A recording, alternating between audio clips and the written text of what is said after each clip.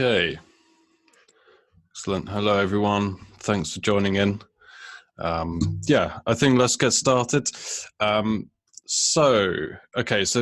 guess this session is really about a look at what we're seeing working Facebook ads for 2020, what we saw work last year, and some of the things that we really think are going to happen throughout the year. So hopefully for everyone, it's a really useful overview of what's working and kind of what areas to focus on with Facebook ads throughout the year. If you've got any questions throughout this, I really kind of want to make sure this session isn't just me running through loads of slides, but also gives everyone here an opportunity to ask any questions or anything like that. So there's a few ways you could do that. You can drop me a tweet. You can go into the Zoom webinar chat and drop me a message, or just wave, like via like an emoji wave or something like that. And there is also a Q&A section within the Zoom webinar program that you should also be able to get into and ask questions as well. So anything you want to know, or if you've got any questions about any of the slides, please do just drop in and let me know if you have a question. Cool, so I'm just going to assume that everyone can hear me and see me kind of perfectly okay. It looks like everything's working. If not, just please scream in the chat. Okay, cool. So the caveat to all of this is that Facebook ads as a platform is relatively unpredictable. Like, things change, stuff crops up, things work, then sometimes they don't go off, they don't work, and it's really about kind of keeping on top of things. But I think we can definitely make predictions based on what's working now, and also kind of what changed and what happened throughout 2019. So this is kind of our take. A lot of the time, like, we do get questions from people who are kind of asking around, like, well, is Facebook ads still like a viable platform? And obviously Facebook has come off the back of a little bit of bad PR, like a string of kind of bad PR over the last couple of years, but the growth in advertisers is still there. So this is just a relatively high level look at the number of advertisers that are on the platform. It's kind of steadily growing. It's still a very active, popular ad platform. Like, we certainly find that the ROI is still there, and it's definitely working for us and our clients. So it is still a really good place to advertise and promote your business. So like I said, like, this is really our take on what's working right now. There's a huge amount of detail that you can go into. There's probably lots of other stuff that we could cover. Like I say, if you have any questions about anything covered in this webinar, or anything that you want to ask that's perhaps not covered, please do ask via the chat or the QA. Let's crack on.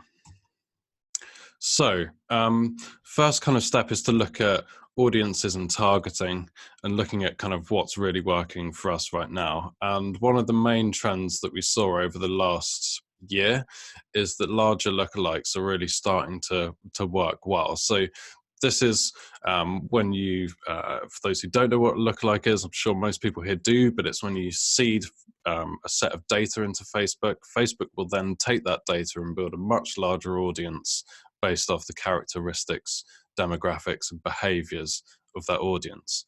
Now, probably 1 to 2 years ago, we'd be primarily focusing on smaller, so 1% lookalikes. So this is where the size of that audience is much closer to the size of the seed data. However, what we're finding now is that you can go much larger than 1% and still retain the quality of that audience. I guess where this really shone last year was through peak season, so Black Friday into Christmas trading. The larger lookalikes for us, and the bigger accounts at least, were starting to do significantly better than they had done in the past. However, like, this does require a certain size of data. So if you're giving Facebook an email list or a website retargeting audience of 100 people, building a 1% lookalike, the quality is not going to be great. Building a 5, 6, 7% lookalike, it's really not going to be good. So you have to make sure you feed Facebook with the right or a suitable level of data. The more data you give them, so the larger the retargeting audience, the larger the email list, the better, or like the higher quality that audience is going to be. So this is really something that's probably a little bit more suited to larger accounts. However, if you have a smaller account or you don't have the volume, you just have to kind of look for other ways to go. There's my phone buzzing. So, sorry, we just had a question about whether the slides will be available. Yes, they will. So you don't need to worry about taking notes. Everyone here will get a copy of the slides and the recording. So yes, that's cool. So if you are running a smaller account and you think that the volume or like size of those seed data audiences is potentially going to be an issue, the trick really is to go a little bit further up the funnel to a point where there is enough data. So let's say your site's not getting a huge amount of traffic, but has a ton of page engagement. Then maybe try and start seeding lookalikes of like page fans or page engagements. If you're running e-com and perhaps it's a higher ticket price item, or it's a luxury item where the volume of transactions are usually much lower than a kind of a lower price item, then a really good point to do a lookalike off is add to carts. The theory being, like, if you've got a high volume of people adding to the cart, then they're probably going to match the right sort of behavior to people who are going to eventually end up purchasing. Product views is also a good one. Key landing page views. So if someone is going to look at a store locator page, or maybe they're looking at a contact page but not converting, that can still be useful data to seed a lookalike from. So if you are looking at audience sizes of purchases where you've got under 1,000 people in that list, then start to look at add to carts, initiate checkouts, and points further up the funnel, and you'll still be able to get a fairly good lookalike off the back of that as well. So that kind of leads on to account structure. To me, like, account structure is a huge part of running a good Facebook ads campaign. Within our account structure, there's a few different considerations. So for me, it's really all about having a structure that is easy to manage. So not having like a list of 100 different campaigns running at the same time. Just logging in, it's confusing. It's like, where do I start? I don't know what to focus on. That can be a challenge. So it's about being easy, like producing a structure that's easy to manage, but it's also about putting together a structure that is easy to kind of report on and get insights quickly. There's also a third element with Facebook ads, and that's producing or building an account structure that is that like plays to Facebook's strengths. One of the major changes here right now is CBO. So CBO, campaign budget optimization, is a huge change in the way we run, manage, operate, organize our accounts. So again, for those who aren't completely familiar with it, historically, you've always been able to set your daily budgets at the ad set level, which means you can prioritize different audiences yourself, and you can make sure Facebook is hitting that spend. Campaign budget optimization is when you set the budgets at the campaign level, not the ad set level. So a little bit more similar to how you would set up a PPC campaign in Google Ads. What this means practically is that we set a daily budget. Let's say in this example, it's £300. Let's say, for example, in this campaign, we have 4 different ad sets. Previously, we would have said, right, we want to spend X amount per day on this audience, X amount per day on that audience, and distribute the spend based on performance. Now, you give Facebook that bucket of budget, and Facebook will decide, okay, we're going to spend it on these ad sets, or we're going to spend it on this one. What we've seen in terms of that behavior is that Facebook tends to kind of pick a favorite fairly quickly, almost drop everything else in that campaign, and distribute spend solely to that one ad set that it believes is a winner. That's what we've seen. I think that behavior is starting to get a little bit better, but you have to bear in mind that you're leaving the control of your spend and the prioritization of your spend in Facebook's hands here. So definitely kind of make sure you understand that theory. This was supposed to be coming in as a mandatory element in September. I think it was the 30th of September last year. It got delayed. It's now scheduled for this month. The word on the street, as it were, is that it's going to be starting to roll out towards the end of February. So as of next week, in theory, this will be the mandatory option for setting budgets in Facebook. I think the biggest change here is about account structure. So we can talk about account structure and how we would have done it historically. However, as of next week, that's pretty much going to change. So with CBO, one of the really big considerations here, based on how Facebook prioritize spend, is to be really careful and thoughtful as to how we group different audiences together into CBO campaigns. So here's just a little bit of an example of how we might want to map out an account. So let's say we have 4 campaigns. We have a like a top of funnel traffic campaign, and we have a few different conversion campaigns featuring lookalikes and retargeting audiences. So in that top one, we're going to group together a set of broad interests. So this is about getting fresh people into the website who have, broadly the right interests. Because we're optimizing for traffic, we're giving Facebook some control as to who they prioritize the delivery for. But essentially, these are fairly big, broad audiences all bucketed together.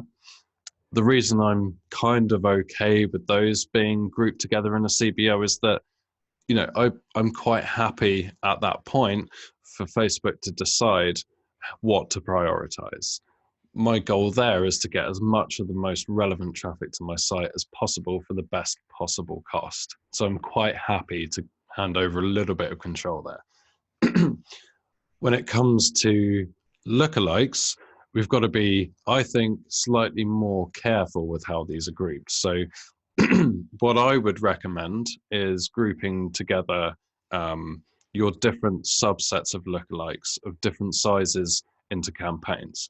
So in one campaign, we may have our purchase-based lookalikes, our 1%, 2%, 3%, 4%, 5%, within each ad set, excluding the others to avoid overlap. But essentially that seed data set of lookalikes all grouped together. Then in the next campaign, I might have my page engagement or my post engagement lookalikes. So maybe video engagement lookalikes. So these are kind of slightly further up the funnel based kind of seeded lookalikes. Again, different sizes, letting Facebook prioritize. The reason I don't want those together is because the engagement based lookalikes are quite likely to perform differently to the purchase lookalikes.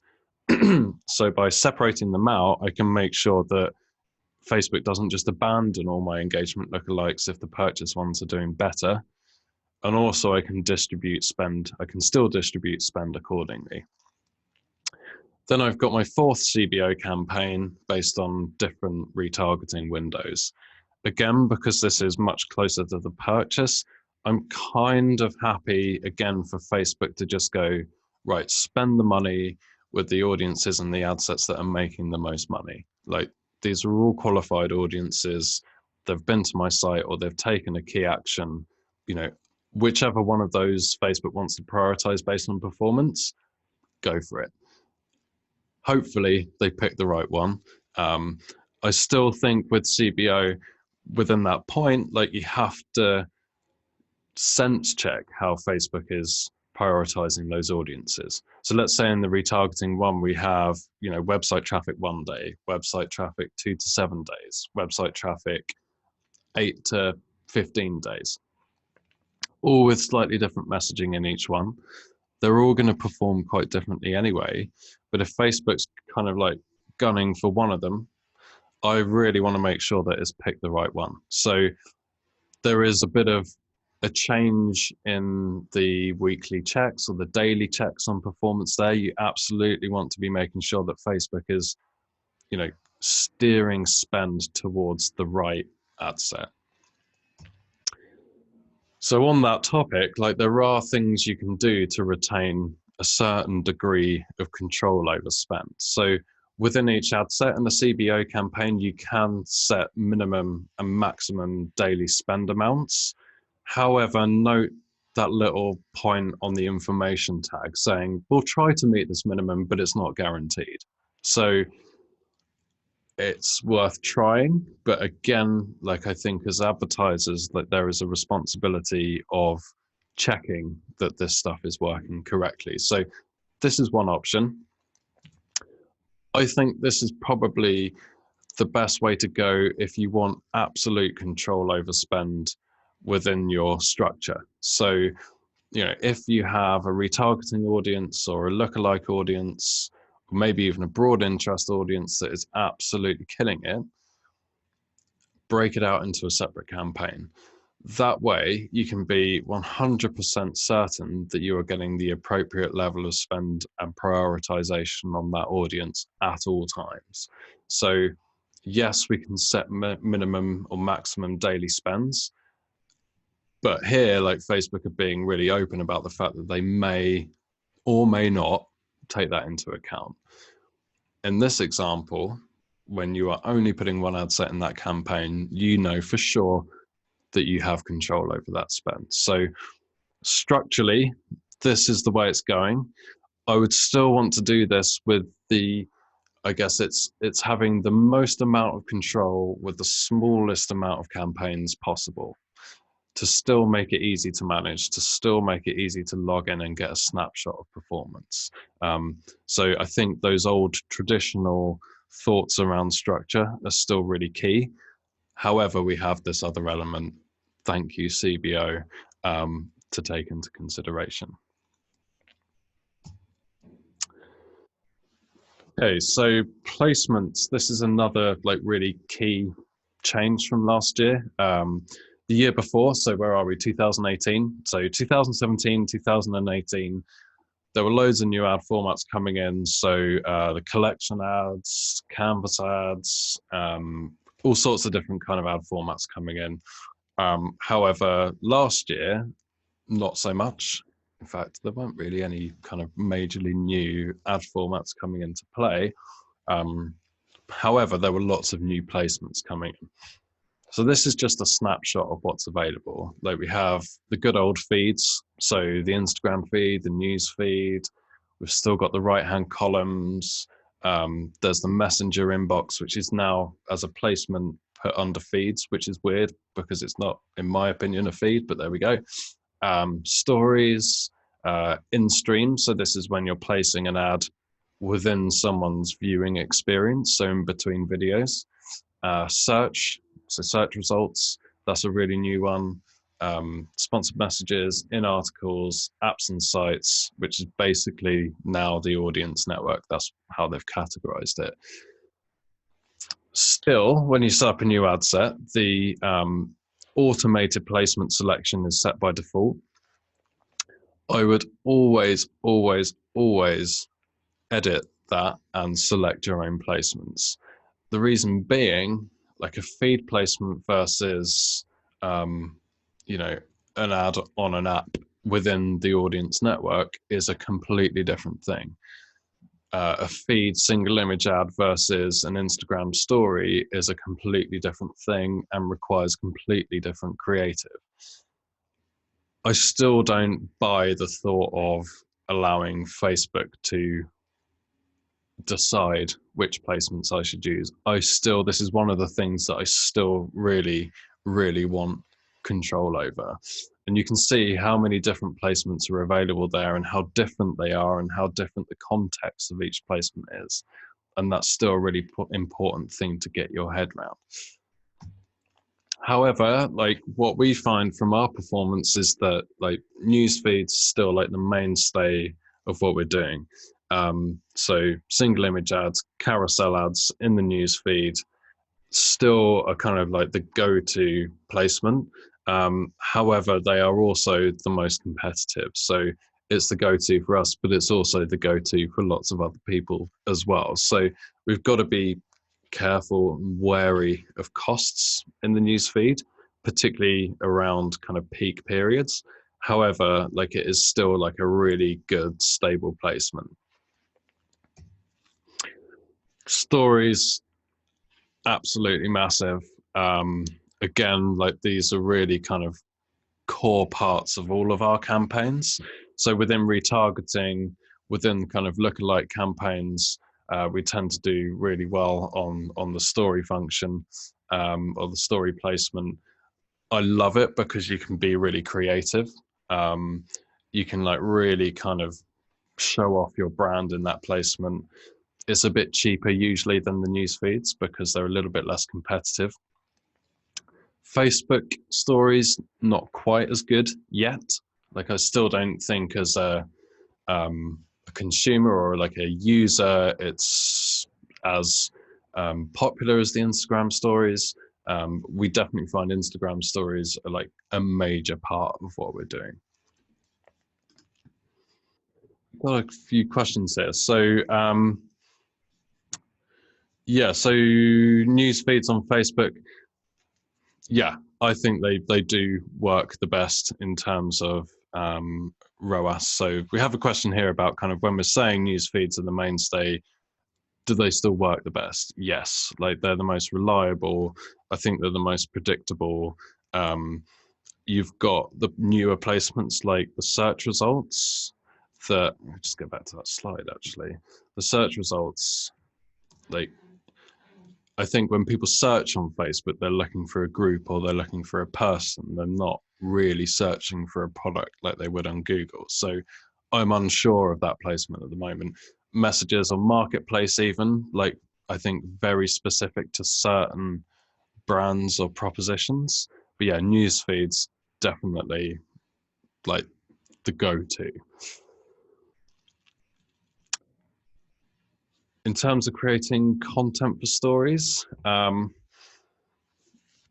think you just like as with anything. So again, there's another question here. We're just going to dive into a few questions while we're at it. So the question is, what are your tips for creating the best content for Instagram stories?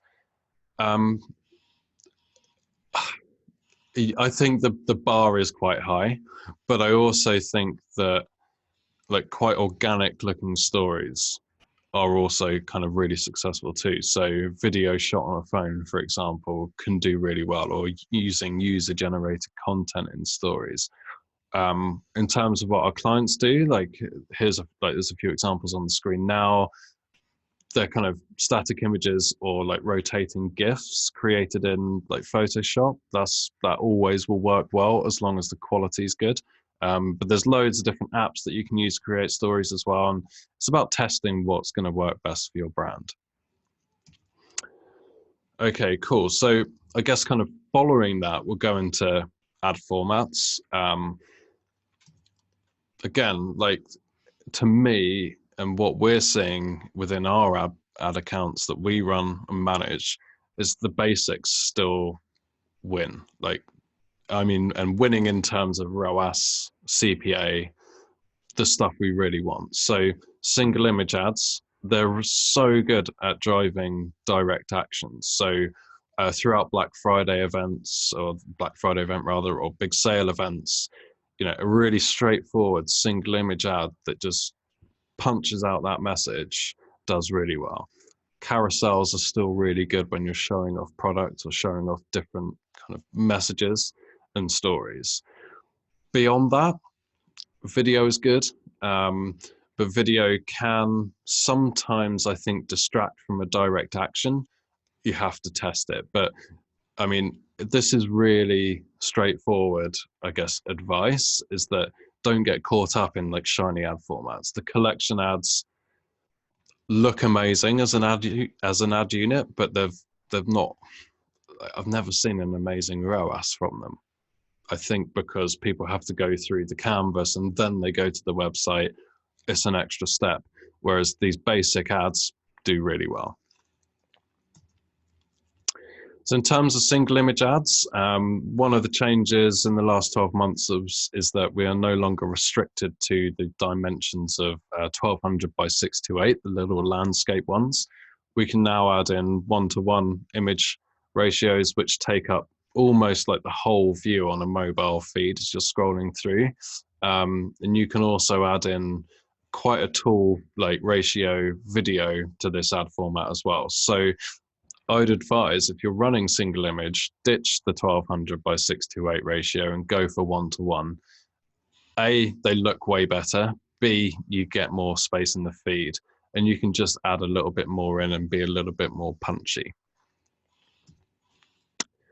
So it's really, I think, still about that theory of like, how do we jump out? Like, you've got to, it's that old principle of like, no one is going onto Facebook to make a decision. Like, people are going onto Facebook to avoid making decisions. So if you're putting an ad in their feed, like, you have to grab their attention quickly, and you have to jump out of what is a very cluttered space.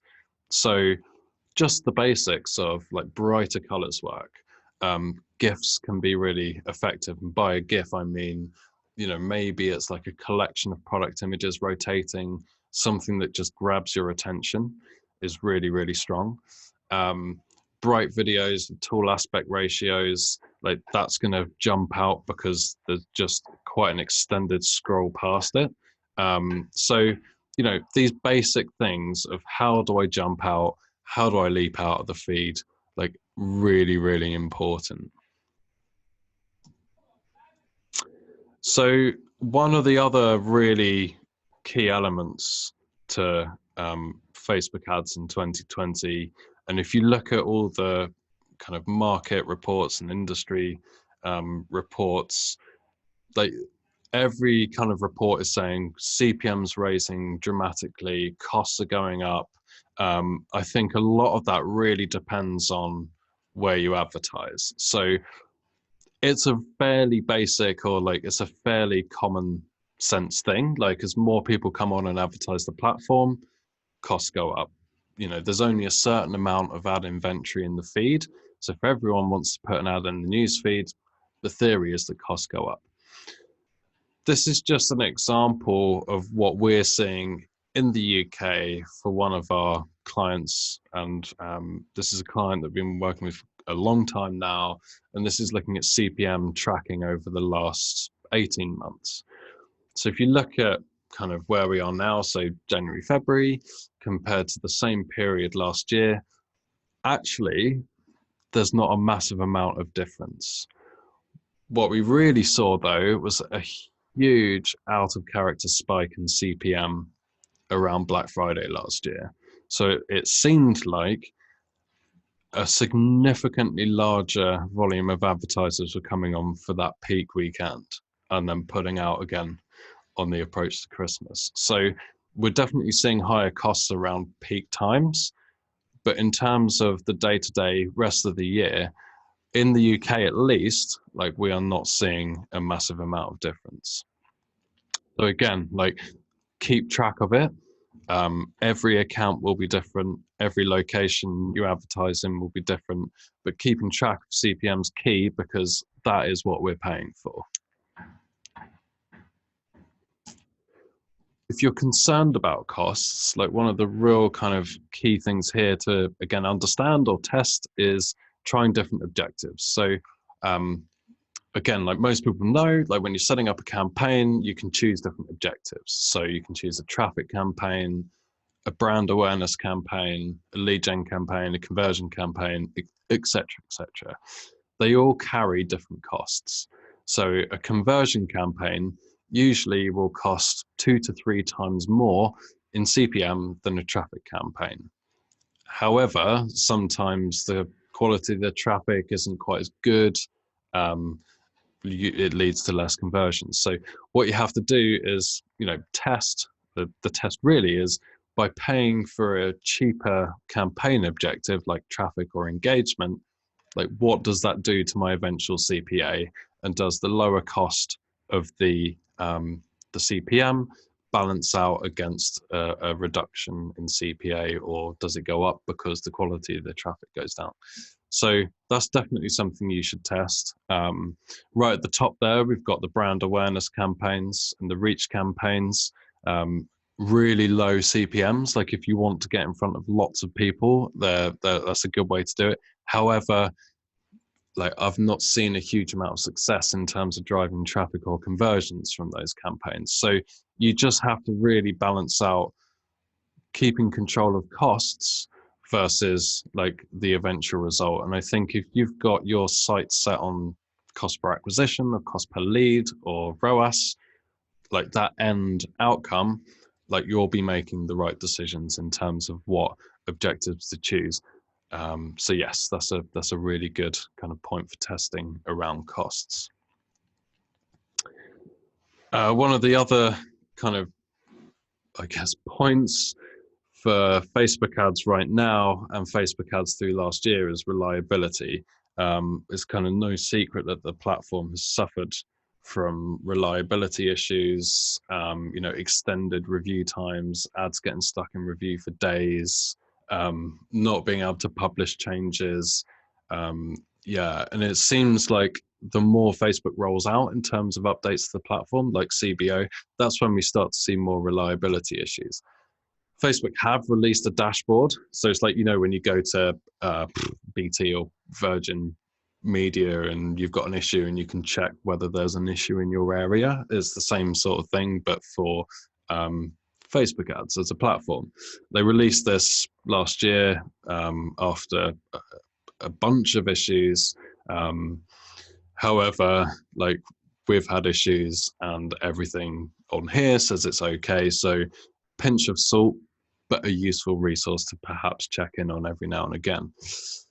There's also like a whole bunch of people that you can follow that I think if you want a really good, down-to-earth, practical sense of any issues or reliability issues on the platform or a sense of what's working, like there are people that you can follow on Twitter that I think you will get way more information from than the dashboard on the like the ad status dashboard. So David Herman's one, I couldn't recommend following him more.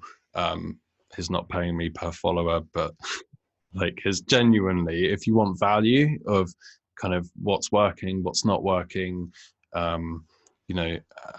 what's working when you're scaling, what's working in larger accounts, is a really, really good guy to follow on Twitter for like a really good news feed of what's happening on Facebook ads. But reliability is a thing, and the key there is you just have to plan around it. So if you've got a big sale event coming up or you're leading up to Black Friday, plan way, way, way ahead. Like we had for Black Friday this year, we made sure that we had all our creative from our clients a week in advance. We were getting them into the platform, we were getting them into review way ahead of having to run them. You really do not want to be scrambling to get something live, particularly at a key point when it gets really competitive and the ad platform gets really busy. That's when issues can start to occur. This is Facebook, but not Facebook. Another kind of higher level piece of advice is, I think you just really have to, as advertisers, not put all your eggs in the Facebook basket. So, don't be afraid to explore other platforms. Different platforms will be more beneficial to certain brands than others, but I think broadening out is a really wise piece of advice. Pinterest, like I don't know if anyone has tried Pinterest advertising on here.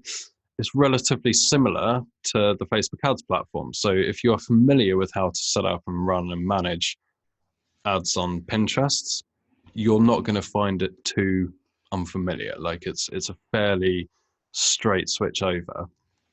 Obviously kind of really suited towards certain sectors where people are researching things like interiors, or kitchens, like this example here. Really, really strong on that side.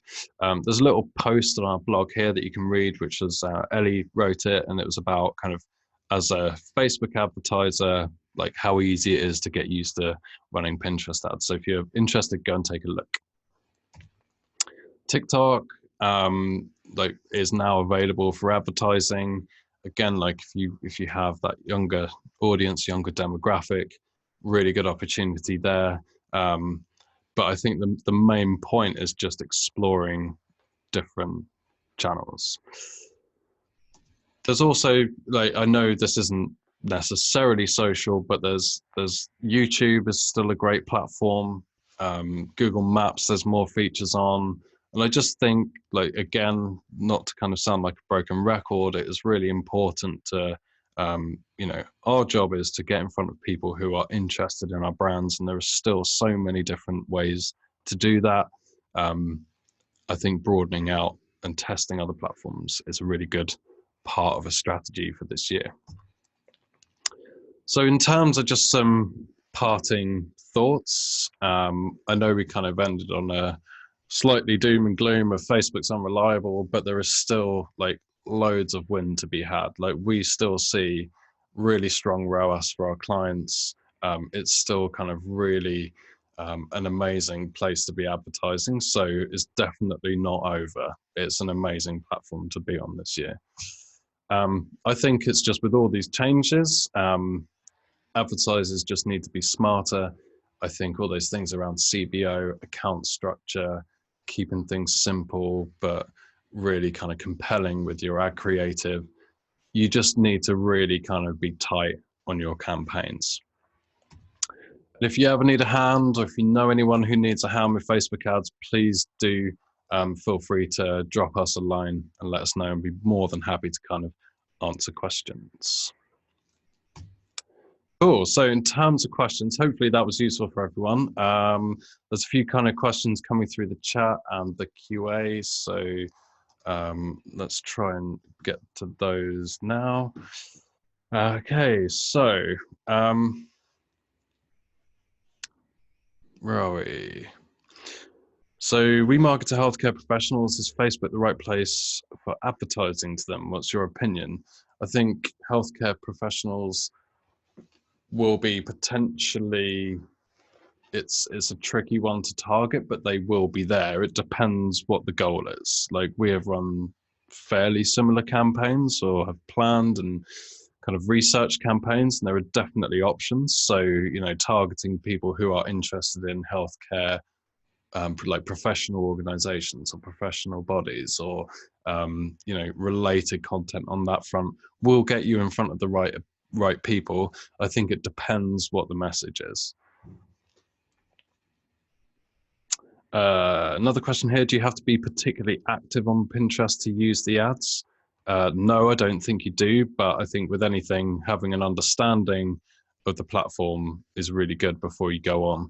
I'm not sure if that question was around as a business, do you need to be active, or do you need to know it personally?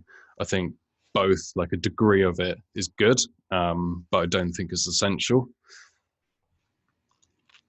I missed the first half. Will this be made available after? Yes, we will pop you an email with a recording. So yes, you'll be able to see that after. Holly Wright, is split testing a way to get around CBO? Yeah, potentially. Again, I think it depends on what the... I keep saying it depends a lot, so I apologize. I'd give it a try. I don't think it should be a key part of avoiding CBO. I think the only way you can really make sure you've got control over spend is putting your priority audiences and ad sets in separate campaigns, personally.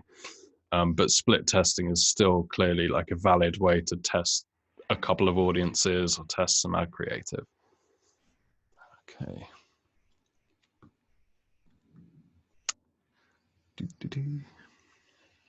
Where are we? Okay, so we are a large IT outsourcing company. We use Facebook for recruiting. Any advice on using Facebook to reach candidates and converting them to applications? It's not something we've done a massive amount of. I think your choices are probably just run it as an ad. So, you know, the usual, you know, like a traffic campaign, usual placements, usual creative, get them to a landing page and convert them from there. The other option is to, when you run a business page, you can create a job posting and you can promote that posting with slightly less control. However, it's promoted as a job ad rather than like your normal sponsored post or ad creative. Again, testing both would be good. I've also had quite a lot of success before placing, putting up the job post as a business and then sharing in local groups. I know that's not necessarily advertising, but that's again like a really obviously very cheap way to get your job post in front of people. Cool. Okay. Have we got any more questions? Does anyone want to drop another question in? Oh, yeah, we got one more. How would you best set up ads targeted at different regions? Really, really good question here. So we have one specific example at the moment where historically we ran multiple countries and regions within one campaign or within each ad set. So we had, say like 10 different markets advertised, targeted within an ad set, and we let Facebook decide where to split that budget. Performance was great. We pulled them into separate campaigns, so separate campaigns by region to get more control of budget. Performance dropped. Putting them back in to like grouping them into ad sets, performance is kind of looking better again. So ideally, I'd say group them and let Facebook distribute spend. However, on the flip side, like practically, if you've got different budgets for different regions, you have to think about that consideration. And if you have to spend a certain amount in a certain market, or you're really just trying to kind of push into a new market, then a separate campaign will be best.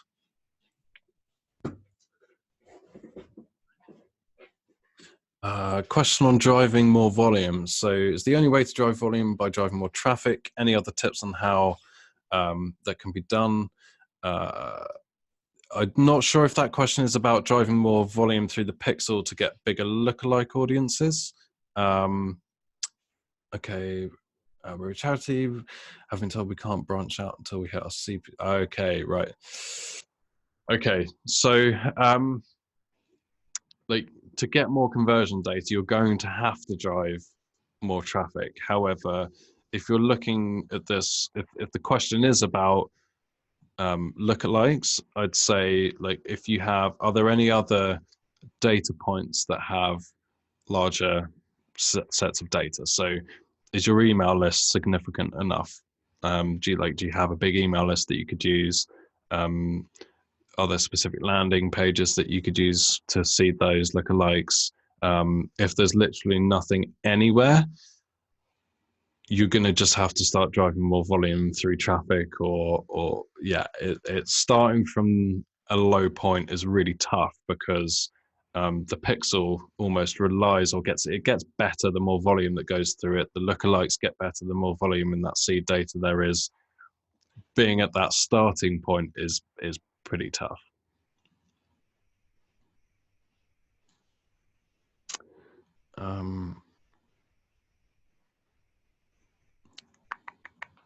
We're a charity, we've been told we can't branch out until we hit a target CPA. Should we get the channel working before? I mean, I think before you branch out, like you have to nail one platform, and I think nail Facebook ads and then branch out, I'd say. But if Facebook ads really isn't working for you, then maybe like you have to question whether another platform would be best. But I would be looking at like, is this a Facebook ads problem, or do your other channels like search, email, organic social have similar performance challenges? If so, like maybe there's some conversion rate optimization on the site that needs to be done, that sort of thing. But yeah, maybe drop me a note because there's so many different factors to that one. And like, how do you know what a good CPA target is? Yeah, I mean, if you have any other kind of colleagues, friends, anyone else doing your job in another organization, that's the best way to get a view. Industry studies, like we saw with costs, like industry studies say that costs are rising. Some of our account data is saying that costs aren't rising massively. So every account is different. I'm a big fan of, you have to understand what a good CPA for you is, and then benchmark off the back of that, because it will be completely different to, you know, even like a very similar business will have a different flow, will have different conversion rates on the site, will have different information. You have to find what good looks like for you and your organization.